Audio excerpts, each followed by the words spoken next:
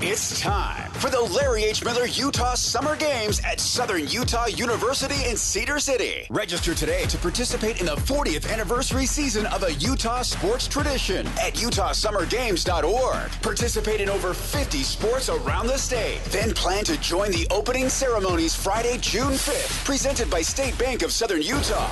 Register today to participate in the 40th anniversary season of the Larry H. Miller Utah Summer Games. DJ and PK, it's 97.5, the KSL Sports Zone.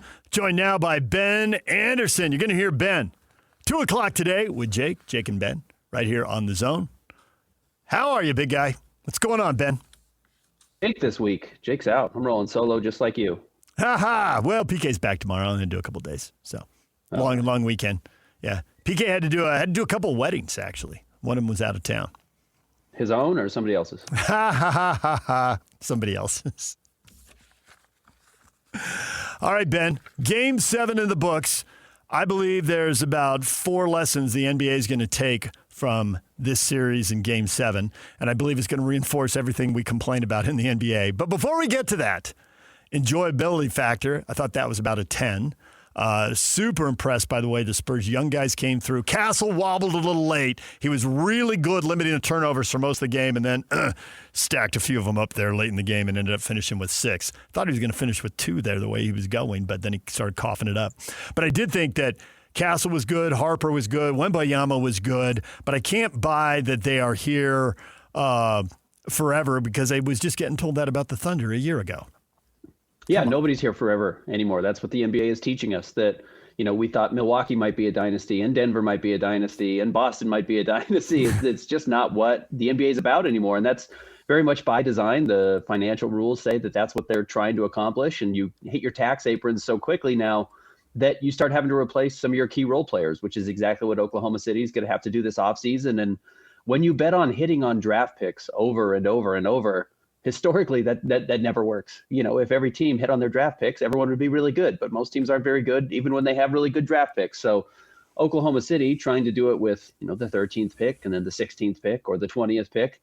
You might find an A.J. Mitchell every once in a while, and that's great. But you're going to run out of luck eventually. And then you're, a 3-man team. And I think right now the league is really favoring depth. So that was one of the lessons, I think, is that as much as we all hate load management, of all the things people complain about, my number one gripe is I go to the game and I know I'm not going to see 2, 3, or 4 of the 10 guys who should be starting. There's just so many guys missing all the time, and it bugs me. But I get why they game manage. I was texting with a friend at halftime and said, whoever loses this series is going to say we could have won it if we were healthy. The Spurs had injuries early in the series, lost 2 of the first 3. The Thunder had injuries late in the series. They lost 3 of the last 4. So load manage your guys. Keep them rested. Keep them healthy. There's so many soft tissue injuries, so many hamstrings and calves. I just feel like this series reinforced you better limit what your guys do in a regular season and keep them healthy for the playoffs. Any disagreement there? No, and that's the other part of the dynasty thing that I think is just not going to work is that you're going to run into injuries. There's just guys are getting hurt more often, it seems like, especially the top players who are playing a lot. And I don't know if it's because of a lack of load management, too much load management, too much practice, too little practice. I really don't know. I don't know if the game is too physical or too athletic. But, these super outlier bodies like Wemby have never lasted very long. So it's probably good that the Spurs are trying to strike now. And we'll see. Yeah, Steph Castle plays a very aggressive style of game, not unlike what Jalen Williams does. And Jalen Williams was hardly available in this series. To just stay with the injury theme, we're seeing this across all the sports. Pitchers are just, the Cubs have like 10 pitchers on the list at any given time. It's unbelievable how many injuries they've had. The New York Giants just lost a wide receiver, Gunnar Olszewski, feared torn Achilles, which would be their 3rd Achilles injury of the offseason. So either all of this push, science, human performance, maximizing it, maybe somehow they've got guys training the wrong way, or so much is being asked to compete at the highest level, bodies just break down and there's nothing anyone can do about it. It's that hard to compete at the highest level. I don't know what it is, but injuries are just wreaking havoc on rosters in every sport. And we've also talked to doctors. I know you have as well. And it's speculative at this point, but kids are, specializing in one sport earlier Yep. in their life and, putting maybe more in wear and tear on their body in specific ways or not strengthening their body overall the way you used to when you would play baseball through high school and football and basketball or whatever your other sport was.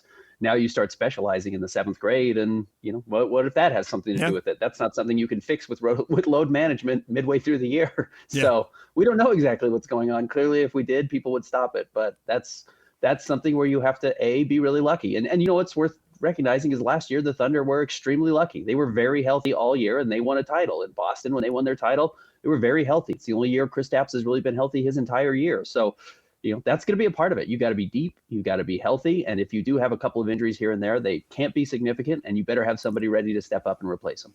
Really impressed by the way the Spurs shot the three-pointers. They had multiple guys making multiple big threes. They won that game because of the three-point shot. And for all the people who scream, there's too many threes in the game, and for the people who scream, man, when you miss threes, you got to stop taking them. The Spurs took 5 more threes. They made 5 more threes. The Thunder made more two-pointers, made more one-pointers. They shot more free throws. They made more free throws. But they didn't win the game. The team that made the most threes won the game. So if you think you're going to see any shortage of threes going forward, good luck with that. And that also might be the reason why we're about to have our 8th champion in 8 years. There is just a higher variance in three-point shooting, and that's the truth. And OKC was good last year, and Boston was elite the year that they shot it very well. And, they didn't shoot it as well this season, certainly not in the playoffs. So you have a bad series, you can be the favorite and you can lose to Philly like Boston did. So obviously that's going to be a huge storyline going forward. And it also reinforces that you better have 3-point shooters. And I think, if you want to look at a Utah Jazz conversation or what the Angels have done historically, they've really favored shooting in the draft. They've liked to go out and get guys who shoot, which becomes a pretty interesting wrinkle in what the Jazz are about to do 3 weeks from tomorrow. Look at the shooters and who's available at the top of the draft and who the Jazz might like. Looking forward, Knicks, Spurs. There's an old cliche in the NBA, if you have the best player, you win. Looking at you, Victor Wembanyama. But there's another cliche out there. Hey, young teams just don't win. Have the Spurs cleared that young team thing in your mind by beating the Thunder, or they still got to do it? Castle still might have too many turnovers. Yeah, I've still got to see it, and it doesn't mean that they're probably not the favorite. And I know they are the betting favorite, but, I'm just kind of emotional favorite going into this. They should be, but they did just play a very brutal 7 games. And as we just talking about, wear and tear really matters. And the Knicks have coasted mostly through the playoffs. They should be fresh. Seems like they're relatively healthy. De'Aaron Fox is clearly playing on a pretty gimpy leg, though he played much better in Game 7 than he had the rest of the series. But you lose a major piece or he's in and out of the lineup and inconsistent. If you get another rolled ankle somewhere else, the Knicks really have a depth advantage. That's where the Knicks have done a great job. They do have star players. I mean, Jalen Brunson's a star, Cat's an offensive star, and then they've got great role players. And then they've got good players coming off the bench, and they can throw a lot of defense at you. This is a different animal than what they just saw in Oklahoma City. And I get that they may not have a Shai Gilgeous-Alexander, but Jalen Brunson's pretty darn good, and they're going to be coming at you in waves, and that's not something the Thunder could do. The Thunder, as good as they are, had players just simply disappear, like Chet. I mean, he just no-showed the entire series. It was bizarre. And that's not really how the Knicks have performed at all in the playoffs. So this is the next step up. This is not an easier series than the last series they just had.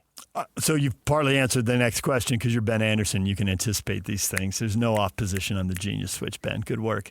But the Knicks, 11 straight wins, 9 of them by double digits. Some of them not just blowouts, but spectacular. You start winning by 35 and 40 points. That's unreal. Are they that good, or was the East that bad?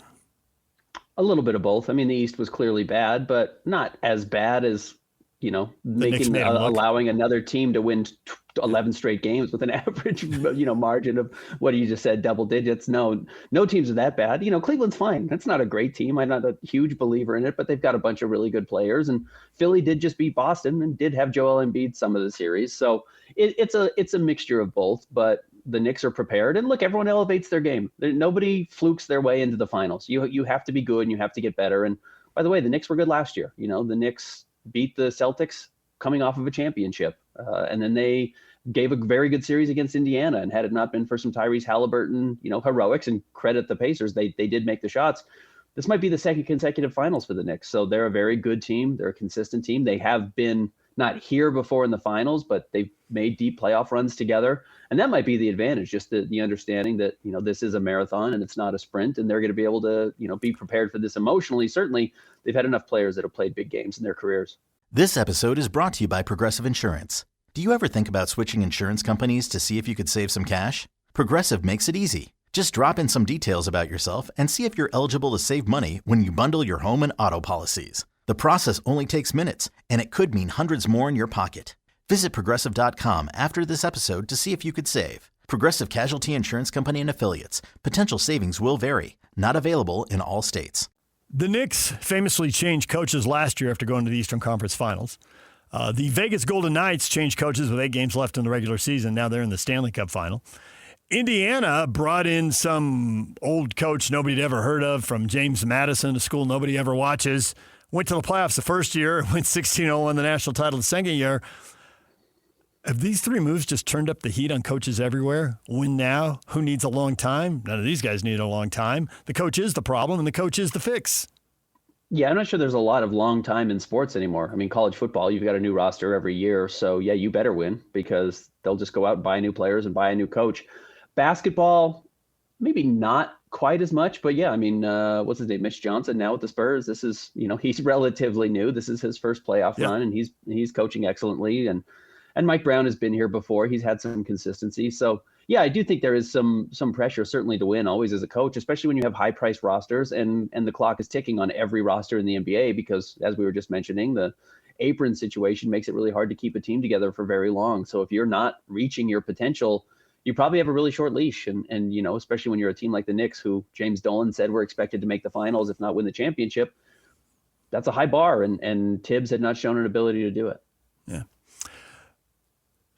One more series, 2 more weeks, 4 to 7 games, and then it'll be all draft all the time. You think you know how the draft is going to go right now, or you still think there's going to be some wrinkles here?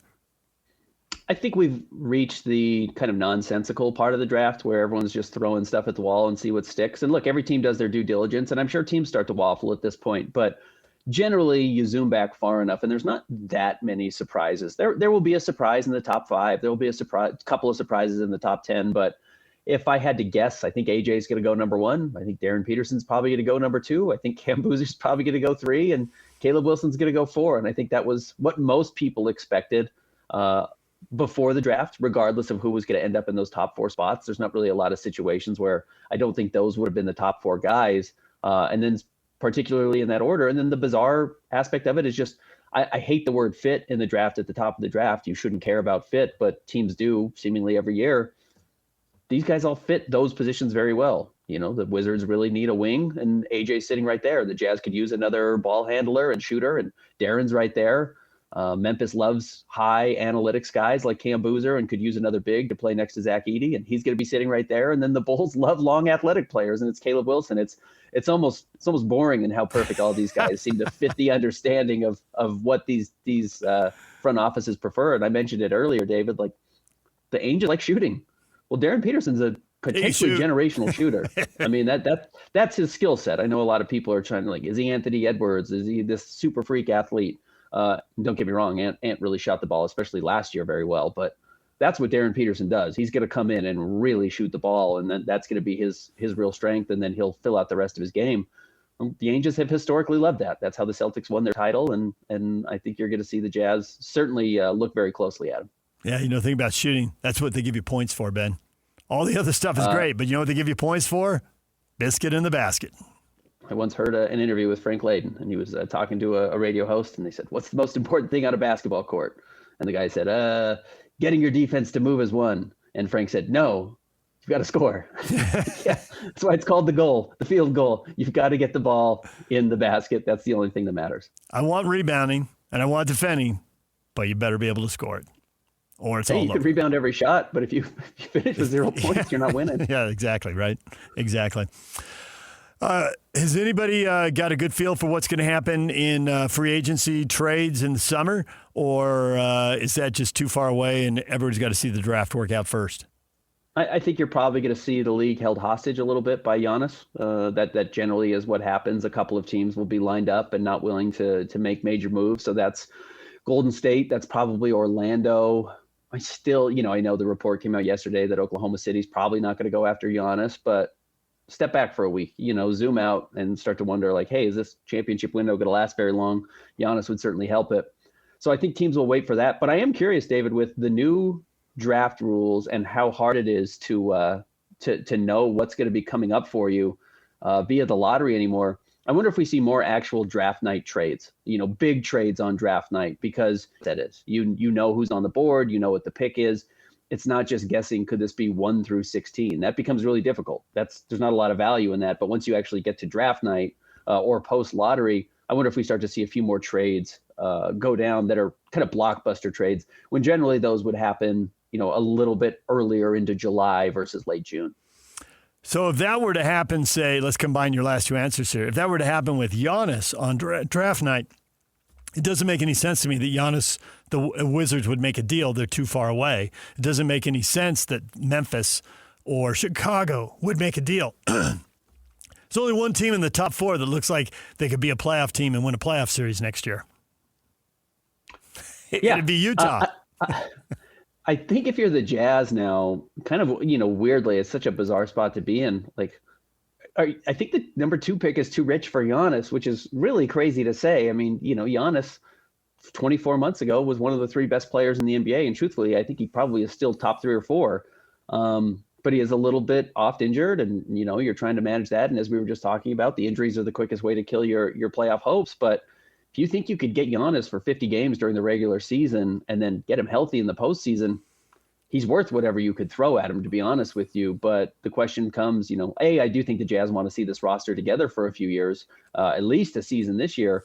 But if the Jazz decided next year they wanted to chase Giannis and Giannis was still in Milwaukee, or 6 months into this season, the Jazz decide to get to the trade deadline and want to test it out, they've got some big pieces they could move, and they've still got some future draft capital. Like, I do think there's a world where if the Jazz decided that was the direction they had to go, you could probably get there without including this number 2 overall pick. And then again, you're stacked. You're talking about building the most talented roster the team's ever had. And I'm not sure they don't already have that or aren't building towards that already. I'm against the Giannis trade. And the reason isn't Giannis. The reason, not that I'm not a little worried about his injuries, because I am, but the biggest reason to me is his salary. The last 3 teams standing, which all have a chance to win the title no matter what you think of them. They all had a chance, and the Thunder not anymore, but they did. There was only one player on those 3 rosters who made more than $40 million. It's Karl Anthony Towns at 53. Now, there's a lot of guys right up against it between 35 and 40 million, but you look at the teams that put a lot of money into a couple positions, they don't have the depth to build out the team. They're missing pieces. They're too vulnerable to injury. They don't have depth, and they just haven't gotten there. And I've seen the same thing in the NFL. Like, the top 10 paid quarterbacks are all over 50 million, and only 5 of them made the playoffs. You can't put a team around them. The guys who are winning Super Bowls are getting paid $34 and $40 million. Now in LA, they're finally paying Stafford, and his salary is going to go up over 50. It'll be interesting to see if they're still an elite team. When they won the Super Bowl, he was down around 40, and I think Seattle was paying their guy like $33 million.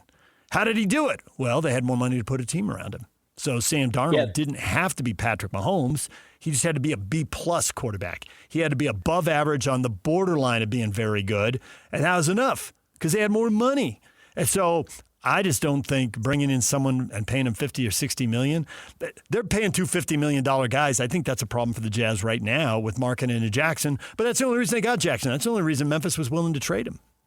And, you know, you look at last year's Oklahoma City Thunder, who wins the title, and they have 2 players still on their rookie contracts, and Jalen Williams and Chet Holmgren.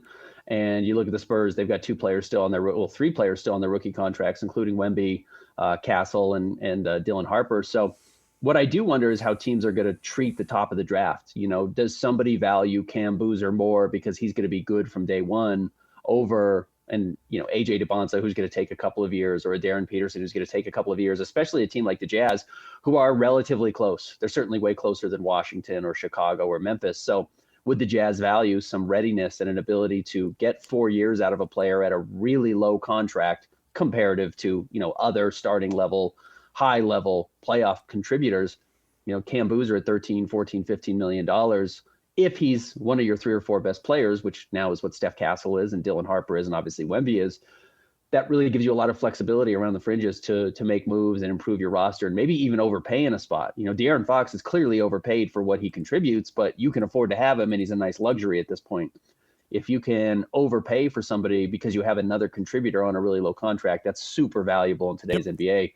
And would you draft accordingly? Or could that be the deciding factor? Sometimes we say we'll fit at the top of the draft if we think two players are in the same tier should be the deciding factor. What if the ability to contribute right away is that? We see that a lot more in the MLB draft where, a guy who's 1 or 2 years away might be favored for a team that's pretty close versus the high school prospect. Do we start to look at the NBA draft a little bit more similarly? I think the MVP in the league this year should have been Jalen Brunson. He took $35 million. He could have leveraged his way to more. He knows how to do it. He chose not to. His agent I don't know if he liked the plan, but he went along with the plan. And what a break for the Knicks that they have Brunson on $35 million instead of paying him an extra $10 or $15 million more than that. Major break for the Knicks. Helps when your dad's a coach on the team, and I think your agent used to work for the GM.